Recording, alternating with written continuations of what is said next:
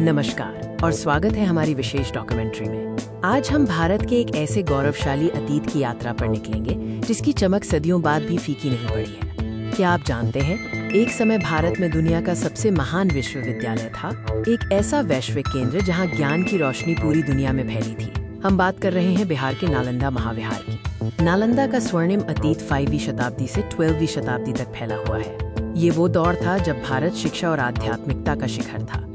माना जाता है कि नालंदा विश्वविद्यालय की स्थापना गुप्त साम्राज्य के कुमारगुप्त प्रथम ने 5वीं शताब्दी ईस्वी में की थी। इसे विभिन्न राजवंशों, विशेषकर पाल शासकों का संरक्षण मिला, जिसने इसे भव्यता की ऊंचाई तक पहुंचाया।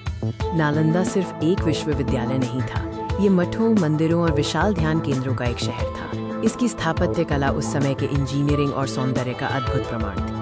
यहाँ बौद्ध धर्म के अलावा तर्कशास्त्र, व्याकरण, चिकित्सा विज्ञान, खगोल विज्ञान और गणित जैसे विषयों की गहरी शिक्षा दी जाती थी। प्रवेश प्रक्रिया अत्यंत कठिन थी। नालंदा का महापुस्तकालय, जिसे धर्मगंज या ज्ञान का पर्वत कहा जाता था, दुनिया के सबसे बड़े पुस्तकालयों में से एक था। इसमें लाखों पांडुलिपियां और पुस्तकें थीं, जिन्हें संजोकर रखा गया था। इस जीवंत शैक्षणिक समुदाय में एक समय 10,000 से अधिक छात्र और लगभग 2,000 शिक्षक रहते थे।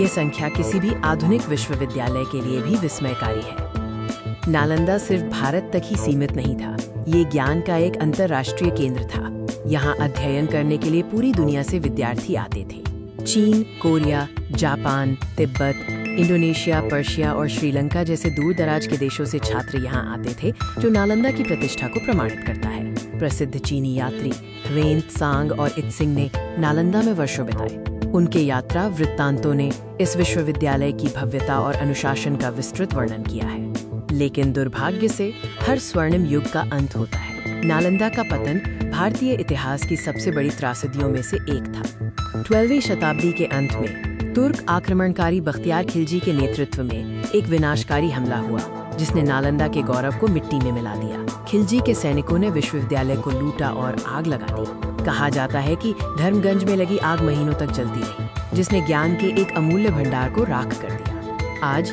नालंदा के खंडहर हमें उस महान संस्थान की कहानी सुनाते हैं। पुरातात्विक खुदाई में कई मठों और मंदिरों के अवशेष मिले हैं, जो इसकी विशालता को दर्शाते हैं। खुशी की बात यह है कि नालंदा की विरासत को पुनर्जीवित करने के प्रयास जारी है। आधुनिक नालंदा विश्वविद्यालय उसी भावना और परंपरा को आगे बढ़ाने की कोशिश कर रहा है।